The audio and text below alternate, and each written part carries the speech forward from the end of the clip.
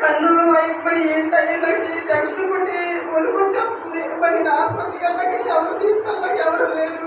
పోతాగా షాప్కి వెళ్ళి ఏదైనా మందిరంలో ఉన్నాడు. మరి తేలిగా ఫోన్ చేస్తున్నాము ఏమవుతుంది ఉండు ఏమవుతుంది ఉండు అంటున్నాడు. కాదయ్యా అని టెన్షన్ ఉంది. కన్నీళ్ళు తేడా చేసి బాగా మరి హాస్పిటల్కి వెళ్దామంటాడు.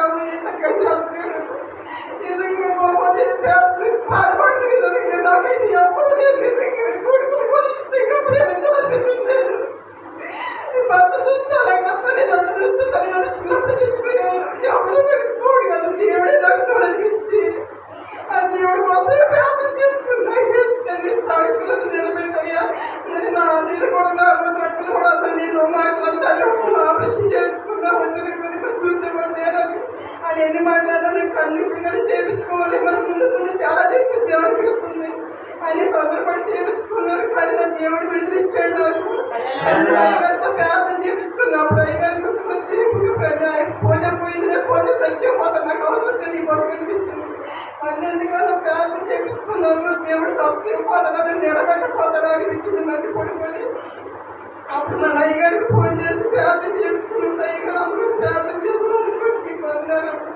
కన్ను అసలు పోతున్నాను. ఎంతో భయపడ్డాను. ఏది వచ్చినా నేను తట్టుకోగలుగుతున్నాను. అన్ని విషయాల్లో నేను ఎందుకంటే చనిపోతున్నాను, ఎందుకంటే బాధపడిపోతున్నాను, ఎందుకంటే చూసేవాళ్ళు లేరు, ఆదరించేవాళ్ళు లేరు కదా అని ఎందుకంటే కుమిలిపోతుండే. దేవుడు అని సజీవ లెక్కలు నిలబెట్టాడు. నిలబెట్టుకోతున్నాను. నా కుటుంబం అంతా మీ స్థితిలో బాధపడాలని నేను తప్పుగా మాట్లాడితే క్షమించదు. ఈ చిన్న పేదలు మా కుటుంబం గురించి కూడా ఏదైనా పేదలకు జ్ఞాపకం చేసుకోండి.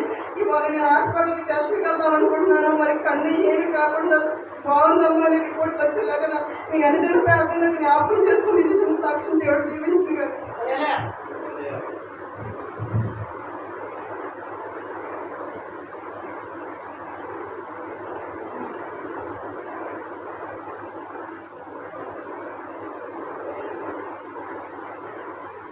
దేవుని స్తోత్రాలు కొలుచు మీ అందరూ కూడా ప్రభుత్వ ఉన్నారు.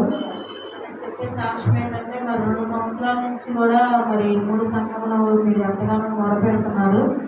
దేని నిమిత్తం అంటే మనం ఇంటి ముందున్న డ్రైనేజ్ విషయంలో మరి మమ్మల్ని ఎంతగానో ఇబ్బంది పెట్టారు. మీ అందరికీ తెలుసు ఆ విషయం, మరి మా గ్రామస్తులకు కూడా తెలుసు. అయినా మేము ఎవరిని ఒక మాట అనకుండా మేమైతే ఒకటే దేవుడికే మొరపెట్టాము. ప్రభు వారి మనసులు మార్చే దేవుడిని. కానీ అది అయ్యగారు కూడా మరి సెక్రటరీకి చాలాసార్లు వెళ్ళి చెప్పొచ్చినప్పుడు వాళ్ళు కూడా ఏం పట్టించుకోలేరు, వాళ్ళు కూడా ఏం చేయలేకపోయారు ఆ పరిస్థితుల్లో.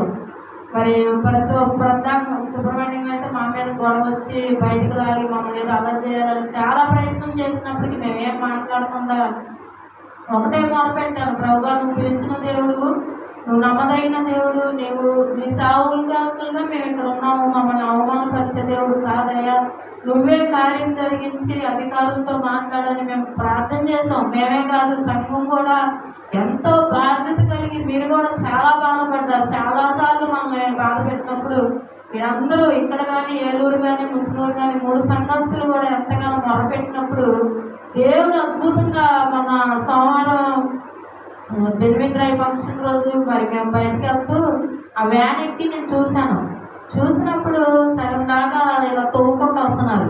ఎందుకు తవ్వుతున్నారని నాకు అర్థం కాక అప్పుడు వెంటనే అయ్యగారికి ఫోన్ చేసి, అయ్యా బయట ఎంత తవ్వుతున్నారు చూడండి అన్నప్పుడు, సరే వాళ్ళే తవ్వుకొని వాళ్ళే ఉంటారు